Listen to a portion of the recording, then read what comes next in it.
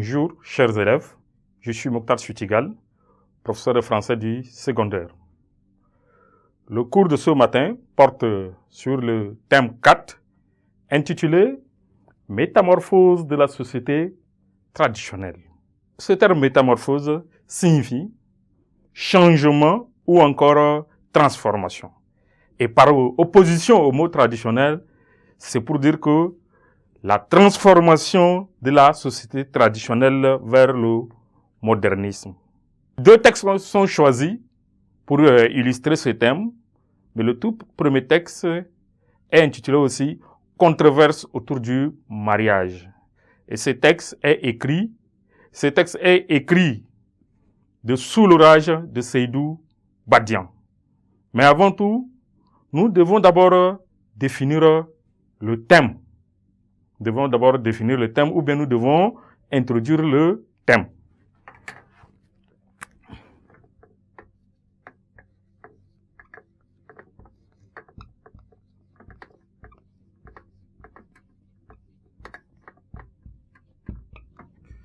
Introduction. Les contacts avec les autres mondes de la société traditionnelle africaine a connu à travers l'histoire ont entraîné de nombreuses transformations en elle. D'abord, à cause de la pénétration de l'islam qui a fait naître une nouvelle spiritualité que, selon les Africains, est positive. Ensuite, c'est l'impasse. Le contact est parfois cruel, dégradant, violent et voire même perturbateur avec les Européens qui dirigent la traite négrière, qui fondent des comptoirs commerciaux, qui créent des villes et s'installent en Afrique. En effet, l'arrivée des Européens en Afrique a bouleversé les structures traditionnelles, dont les rites sont remis en question.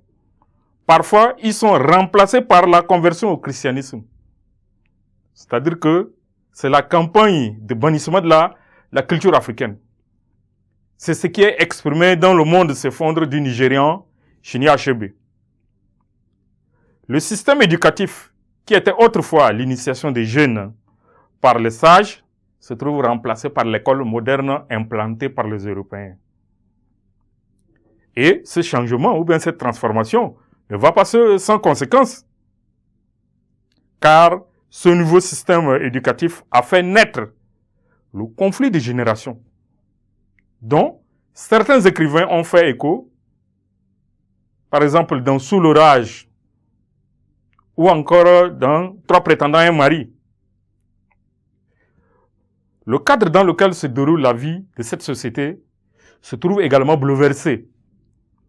C'est la création des villes qui absorbe la population paysanne comme un gouffre qui tue la vie en communauté et expose l'homme aux méfaits des vices et de l'alcoolisme. Elle isole l'individu, c'est pourquoi Esa Boto en a parlé dans Ville cruelle.